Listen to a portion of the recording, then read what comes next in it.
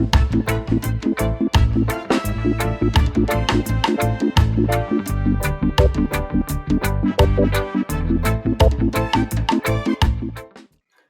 day. This is the 31st episode of the Frankly Speaking Jamaica podcast. Thanks for joining me once more. I ask that you continue to share and subscribe if you have not yet done so. Thank you for your comments on the Frankly Speaking Jamaica YouTube channel. As you would expect, the Jamaica Sunday newspapers are filled with news and pictures out of the World Championships in Oregon. The Sunday Observer had reserved its front and back sports page to the relays in which Jamaica expected to do well. And the Observer filled in those pages with the silver lining in the women's 4x100 meters relay. Inside, of course, were some other good pictures and stories. And one I really liked from the Observer just featured some of those in action who did not bring home medals. The Gleaner also had its front page for the ladies who took the silver in the 4x100 meters relay, but also had space for two of the men from the 4x100 meters team after their gallant run into fourth place. The Gleaner also kept its main sports page for the relays. There are in the two papers various congratulatory ads of the star athletes who have big brands behind them. All power to the team, though, for making so many Jamaicans feel hope, feel a sense of achievement and belonging. I'm sure you have noticed the discipline and praiseworthy conduct of the athletes on and off the track and field. And as we know, it's not over yet. Now to my commentary, frankly speaking. Sometimes we get it so wrong, frankly speaking, often we get it wrong. The Jamaican Parliament has got it wrong. It has agreed now and passed a law in the House of Representatives that a taxi operator or someone running public transport who tells a transport authority, TA inspector, a few choice words or some bad word or some expletives could be, if convicted in the courts, made to pay a fine of up to $500,000 or be sent to prison for 6 months. Frankly speaking, this is near madness, even though it is coming out of the Parliament, or perhaps because of it. There's a whole heap wrong with the transport system, but my God, it's not about bad words or indecent language, or even how taxi operators address transport authority, TA inspectors. Frankly speaking, the Jamaican politicians in the JLP and the PNP have refused to summon up the stomach or exercise their grey matter to fix the awful middle passage transportation system, especially as it applies in the so-called route taxi and buses, taking hundreds of thousands of people about their business every day in country and town. And those people come from every constituency in Jamaica. We have to make it clear now, frankly speaking, having a $500,000 maximum fine against transport staff or sending them to prison for bad words will not address the root problems in transport. I know many people are intimidated by bad word cussing, but that's not the problem that needs addressing here. Mind you, frankly speaking, there's a kind of sick comedy to this. It would be most interesting to hear a transport operator in court giving the judge a detailed breakdown about what exactly he said, and that it was the transport inspector who first told him what to go do with whom. Look, frankly speaking, even telling a policeman some choice ones, using how many pieces of cloth or fabric, and introducing one's close relatives doesn't come with these levels of penalties that are proposed in the legislation. If the parliamentarians had their heads in the right place and their feet on the ground, they would know the system ought to be operated for the public, for people, not for the transport authority.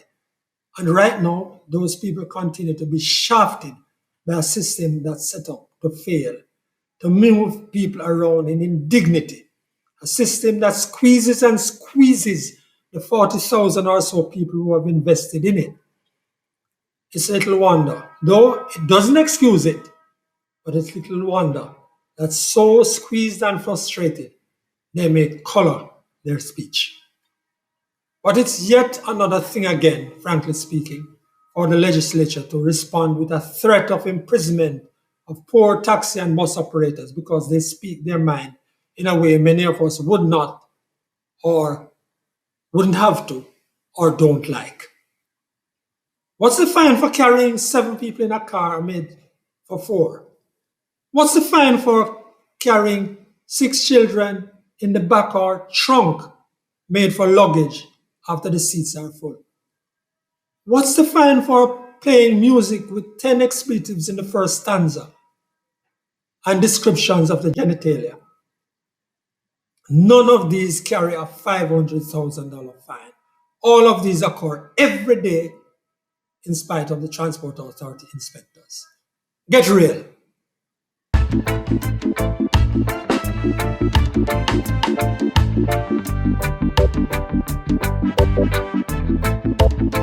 This week, our guest for the series on how we see independence and the future is Ishba Higgins, a young college graduate from Western Jamaica.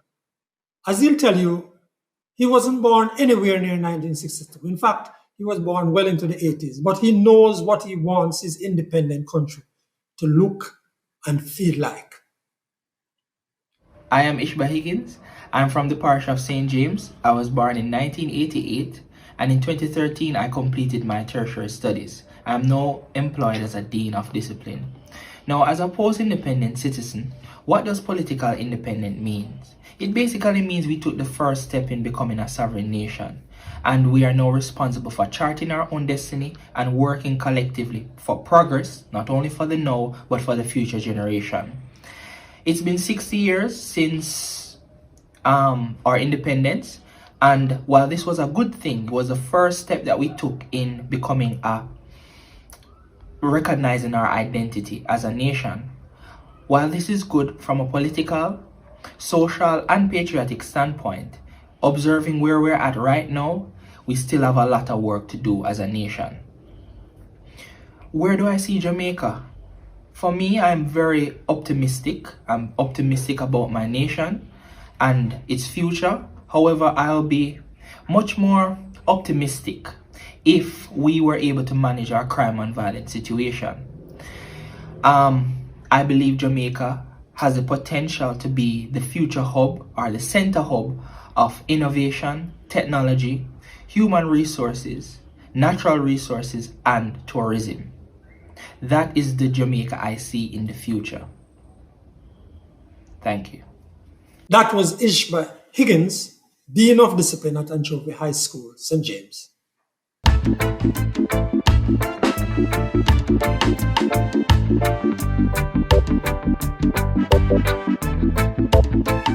Now, to Desmond Richards on the week that was. Early during the week, Sharpe Square was converted into OK Corral. We saw 2 licensed gunslingers shooting at each other in broad daylight in busy Sharpe Square. Fortunately, only the 2 gunmen were shot. This is what is happening in Jamaica. Then the other highlight of the week was the mystery disappearance of a sweetheart of a member of the constabulary force. And we are celebrating 60 years with one of the most corrupt police forces in the British Caribbean. Policemen and women, Jamaican policemen and women, are among leading actors in major crimes in Jamaica. This is a fact. And what are we doing about it? After 60 years, we have had several ministers of national security, some of whom were scholars. But all we have seen in terms of policy is some patchwork reform. And of course, we have had some bright sparks here and there. But overall, what we have been doing is papering over corruption. We had, for example, the Police Complaints Department under KD Knight, which was the forerunner to Indicom, which was introduced by the Bruce Golding administration. What has happened since? This administration, led by the Minister of Justice, has been working, and as a matter of fact, they have undermined Indicom. Indicom, the agency set up to investigate police brutality. For 10 years of the 60 years, our police force killed nearly 3,000 Jamaicans in so-called shootouts. And in the vast majority of cases, no arrests have been made, and who have not resigned, they are still at large. Now, this is how we are going to continue in Jamaica. What is being done? Corruption is rife at all levels. Crime, cost of living, poverty.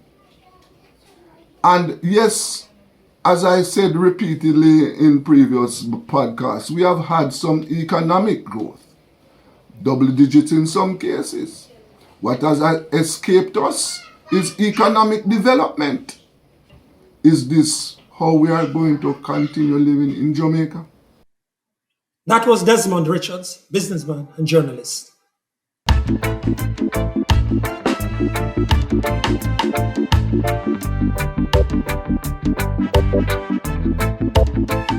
Crystal Cameron takes delight in part of what she says is uniquely Jamaica. That is, speaking Jamaican. From my reflections on Jamaican independence, the first thing that I wanted to talk about was our community and Patwa, and the fact that we have our own unique way of speaking, that you very much have to be raised here in order to sound like you are from here when you speak Patwa. Meanwhile, I have a friend, for example, she has migrated to Iceland. She speaks Icelandic and gets complimented on how she speaks Icelandic. Icelanders will tell her that she sounds Icelandic when she speaks it. And of course, I have my other friend, Sabrina. She's gone and migrated to the United States, and she now sounds like an American. I know people, Jamaican people, who go to England and they start sounding English, whereas Jamaican Patwa is for Jamaicans, by Jamaicans. You absolutely cannot come from anywhere else and become quote-unquote Jamaican, because you will never, even when you said a word them, brethren, you will never be able to say it, put the word them together, have the same tone, the same inflection like how we have. You either have it or you don't have it. And the only way how you have it is when it burn in you when you're there. And it's like, I love that. Whenever I travel and I encounter Jamaican people and we start talking up about to one another, it's like, I just feel like an extra camaraderie. Like, it's almost like I'm just running to my long lost family member when I don't see in years. Me and them probably wouldn't friends when we're here, but really that's besides the point. You're stronger together when you are amongst foreigners.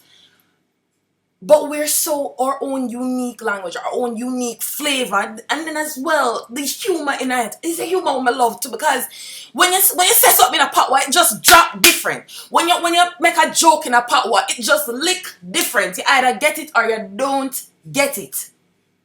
And then whenever you know what it is, so like when I was going to the market with Sabrina, we were going to buy something from like a local vendor. She would always tell me, say, all right, Crystal, so at a local price, I want to know, so please don't bother with the twanging business, because there is such a thing as the local price. as there rightfully should be such a thing as the local price. And the talking, when you come here talk, however you look, this is the way how we identify, say, all right, you're one of mine.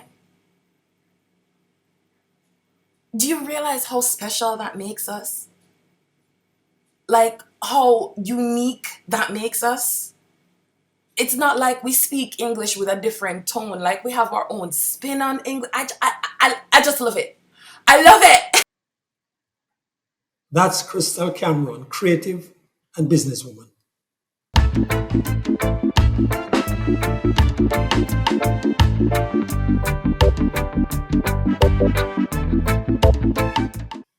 That's it for our podcast for this week. Thank you for sharing and for leaving your comments on the channel. Let's keep asking for the facts around the disappearance of Donna-Lee Donaldson. And don't buy into the susu, and sensationalism. Enough people are hurting in that Donna-Lee saga already. And don't allow the police to cover up anything or give anyone a pass. We're watching. Until then, I'm Franklin McKnight.